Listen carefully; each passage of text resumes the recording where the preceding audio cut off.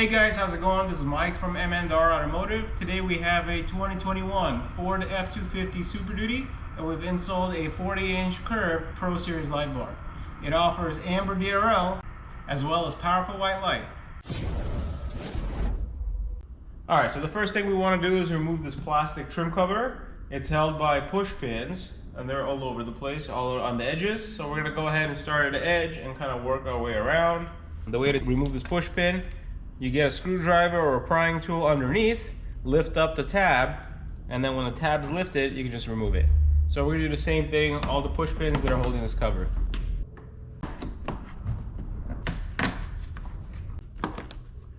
Alright, now that we got all the push pins out the way, I'm going to go ahead and lift up on the plastic trim piece around the intake, around the handle, and just get this out of the way. Now I want to remove two nuts, one on each side, that are facing this way. So I'm going to remove it, and that's going to allow the grille to detach from the subframe. Alright, so there's two bolts, one on each side, that are hiding behind these caps. Just get a flathead screwdriver, and let's take off these covers. Just kind of pry them out of the way, and it exposes one bolt on each side. So we remove these as well. It's a 10mm. And we'll do the same thing on the passenger side. Next thing, we're going to unclip the grille halfway. There's two more things that we have to disconnect before the grille comes off. There is the camera, so there's a harness behind here, and there's also a water line. So I'm just going to kind of peel it back, unclip it. Alright, so I'm going to take a screwdriver. All I'm doing is just lifting this black ring and sliding it out, so that way I can take apart these two fittings. That ring holds these two fittings together.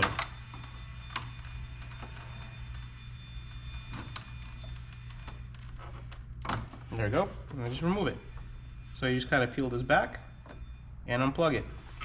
One last thing, there's a brown harness here. There's a button on the bottom. You just press it and pull outward. Press on the button and just unplug it. So now we can unclip the bottom clips and just remove the grille.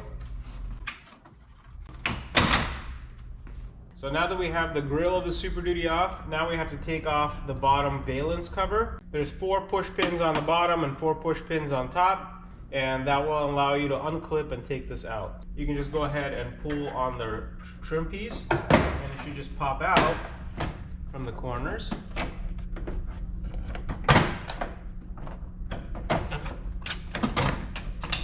You can remove it and put it to the side. So now we're going to unclip this rubber piece.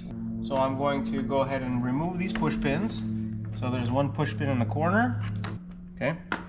And there's 2 push pins here. You want to unclip one push pin here in the corner, and you want to unclip the second one here. So the second hole is the one we're going to use to slip in the M&R brackets.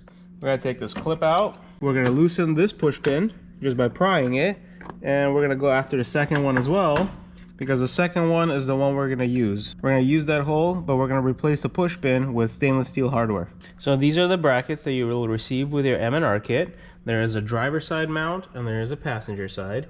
There's going to be a light bar that's going to go in between these 2 tabs. So the brackets also have a flat pointing down, and there is a hole that's going to get used with supplied hardware instead of the push pins that we just removed in the previous step. So once again, I do want to emphasize that we took out 2 push pins from the back of the bumper. There's one on the inner and one on the outer. We're going to use the one on the outer. So I'm going to go ahead and separate my nuts and bolts with spider washers, and I'm going to thread the bolt into the opening that was holding the push pin from inside the hook area. So you can feel it with your finger. Now you can see the bolt come out from the back end. So now that I have the bolt threaded through the back of the bumper, you can see it on this end, I'm going to go ahead and get this out of the way. I'm going to thread bolt through the hole of my M&R bracket, and I'm going to use a supplied washer to tighten it. There's not a lot of room in here, but we're just going to finger tighten it, so that way we can get a wrench in here. I'm going to tighten that nut using a 7/16 wrench. I believe the cross reference for 7/16 is 11mm. The spider washers that we installed allows us to not need to hold the head of the bolt on the inside. If it's still slipping, you can still get a wrench in here. It's just not very convenient, so we're going to try to go this route. So what I'm going to do, I'm going to actually use another 7/16 wrench to hold down the head while we're tightening it down. The hard part is the fact that there's not a lot of space in here, but all you need to do is just put the wrench on the head of the bolt and it should be okay. There we go. Now I can crank it down. Okay, so let's do the same thing on the passenger side. Alright, so I'm going to go ahead and peel this flap back as well. And I'm going to insert the bolt with a spider washer that holds the outer bolt that we use, not the inner, but the outer. The bolt through the opening, I'm going to go ahead and thread it through the M&R hole on the bracket. And I'm going to install the spider washers with a nut. Alright, so same thing. I'm going to get 2 wrenches. I'm going to hold one on the inside and tighten this on the back. Alright, I'm going to put this one on the bottom. It's not the most comfortable position, but I promise you, it's not that bad. Now that we have everything tightened, I'm going to actually go ahead and put the push pins and reinstall the inner bolt on the flaps. Bam. So we're not using the outer ones because they got replaced with our mounting hardware. Let's do the same thing on the driver's side. Put this back on the inner one. There it goes. And we're going to do this one too. And now we're going to go ahead and put the grill back on using reverse order of how we removed it. Make sure to connect your camera and the washer fluid line if you have one. And there's definitely enough space in order to fit the grill with the M&R mounts installed. Alright, so now that we have the M&R brackets and the grill back on, let's go ahead and install the light bar in between the mounts. So I'm going to line up the light bar ends in between the M&R brackets, and we are going to use the supplied hardware, which is a bolt and washer, to thread the light bar. For the Allen, I'm going to go ahead and tighten the bolts on the light bar, and we're going to do the same thing on the passenger side. Great, so now that this is mounted, let's go ahead and do the wiring. So now let's go ahead and run the wiring up the grill and into the engine bay, so that way we can get it hooked up to auxiliary switches. So what I'm going to do, I'm going to actually run it on the side here. I'm going to tilt the grill back. I'm going to feed my wiring before I clip it back on. And I'm going to take out all the slack so there's no hanging wire.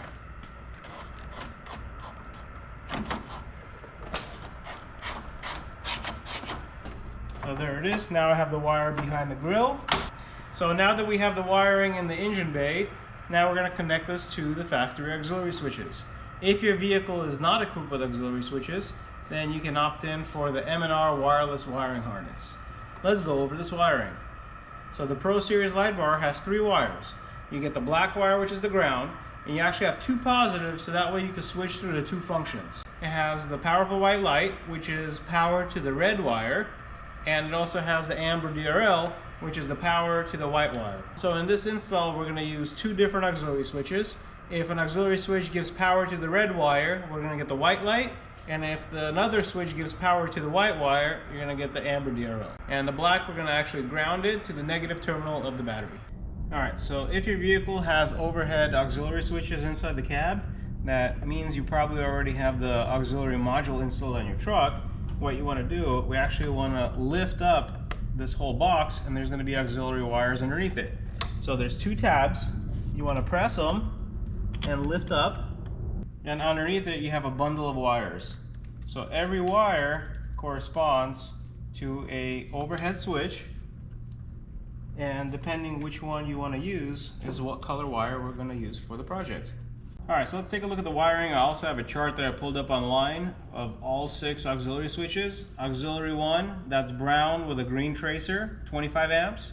Auxiliary 2 is violet with an orange tracer, 25 amps. Aux 3 is blue with a green tracer, 25 amps. Aux 4 is gray with a brown tracer, 25 amps. Aux 5 is brown with blue tracer, 40 amps. And Aux 6 is gray with orange tracer, also 40. The main function of the light bar, as well as the DRL function, it doesn't exceed 25 amps. So it doesn't really matter what switch you want to use. I'm going to go ahead and connect it to switch number 2. I'm going to strip the top. Attach a crimp connector onto the wire.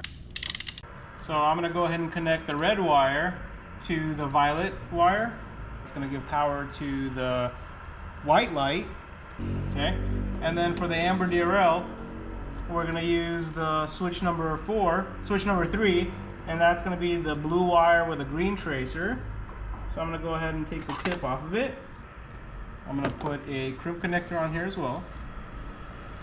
And we're going to connect it to the white wire of the light bar.